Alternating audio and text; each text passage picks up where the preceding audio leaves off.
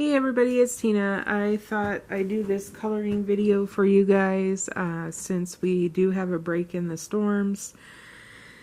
Finally, after a week of craziness between tornado watches and warnings and all the other crazy stuff, being out of power for over 10 hours, hopefully this week will finally calm down and we won't get as severe storms.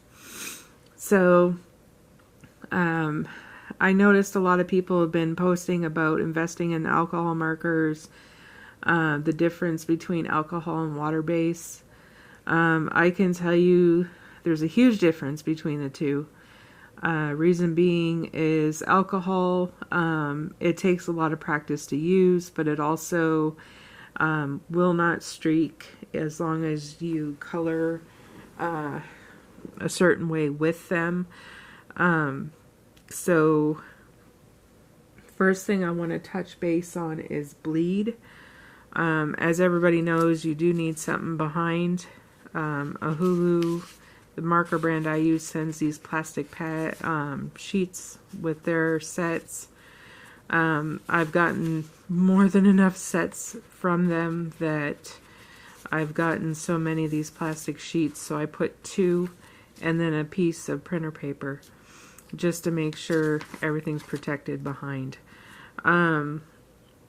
Also, when you're coloring with alcohol marker, you don't want to press very hard. You want to just press lightly. And when you're pressing lightly, you're going to want to do short or long quick strokes. And you want to color about that far away from the outside line because when you do the strokes, it will bleed over a little bit. So you can go over the same spot twice in some cases, not all, while it's still wet. It's not a bad thing to do it while it's still wet.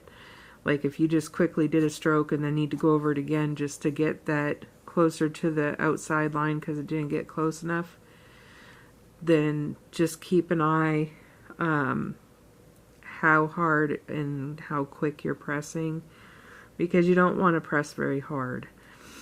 Because it's like when you're pouring water on a napkin. If you pour too quickly by pressing too hard with a marker, it's just going to pool quicker and bleed faster, and then it's going to end up all over the place, and then it's just going to make everything look crummy, and you're going to get mad at yourself, and then you don't want to do that.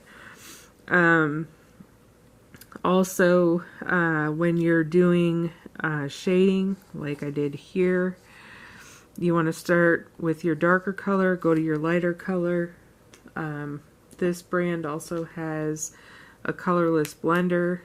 I found after I do the dark, I'll put down some of my colorless blender in the spots that are still white and just kind of shade over. I would have to do all that in a different video on blending, because I'm no expert. I just do this for fun like the rest of you. I do 3D art outside of coloring with a 3D art program. So reason I like images without grayscale over grayscale, because I can do the shading and the lighting and the different things myself and practice and test myself to do it with my coloring. So that's one thing with bleed you got to be careful of. Also, if you're doing a big area like this, once you start coloring it, you do not want to stop. Because if you stop and get distracted and come back to do it later, you're going to say I stopped here. I'm going to end up starting up again, and then some of the bleed from the marker is going to leak to this side, and it's going to make that part a little bit darker than the rest, and it's going to look funny. So keep that in mind when you're doing big areas. If you have kids, animals, husbands, boyfriends, girlfriends, wives, whatever, or if you're cooking or doing laundry or anything that needs to be done right away, get it done, or have it at a point where you don't need to worry about it for a while, and then just focus on your coloring with these areas. Because if you do start and stop, like say, it's just going to create a mess. Another thing is if you are going to do kind of shadowing like I did around the necklace and different things, I always pick a darker color that's almost the same as the lighter color, and then I quickly do it in sections. Like I did her arm here, and then I went here, and then I did here. And also when you do that, you want to make sure, because it's, say I went to do her face and I just got done coloring this part, and I went to color it, and I'm coloring, the oil on your hand will actually turn this portion of the color lighter if it's still wet. I had that happen to me once, and I learned my lesson because it did that, and I went over it with a marker thinking, oh, I can just go over it with a marker and it'll go back to normal. It didn't. It did not go back to normal. It ended up making that part darker than the rest, and then the image just looked like garbage. I ended up having to go over the whole area I colored with one color all over again just to try to fix it. But it didn't fix it all the way. So be mindful of that when you're coloring to make sure it's dry. I usually do that sometimes, like when I get done coloring her skin. Well, when I did get done coloring her skin, I was able to take a break, go make dinner, come back. That way it was fully dry. Some people tend to say they like starting with light colors and working to dark. Just because if they do have a little bit of bleed from the light color, they can easily fix it and cover it up with darker colors as they go. Some people like working in to out. Others like out to in. Depending if you're right-handed or left-handed, some people like working diagonal, or top to bottom, or bottom to top. Just, it varies with everybody how they like working with it.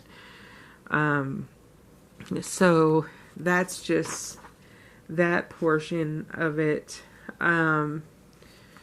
So again, you want your short or long quick strokes. Don't press very hard.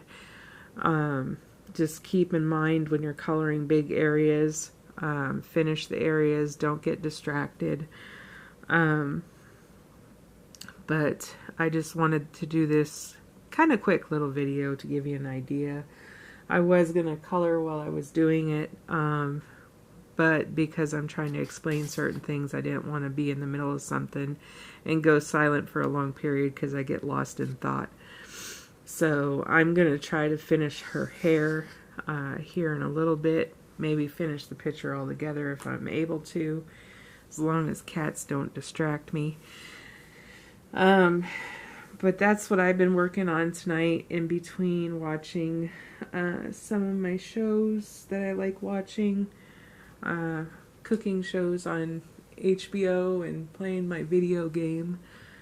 So I hope this is helpful to somebody out there. I'm hoping to do more videos soon.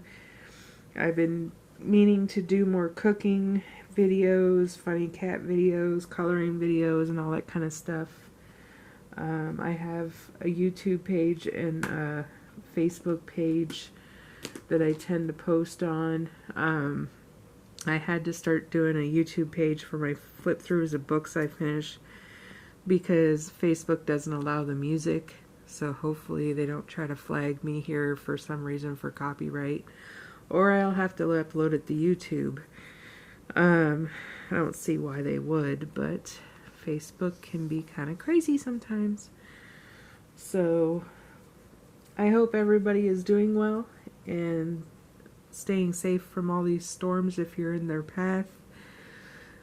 Take care, everybody, and thanks for watching my video.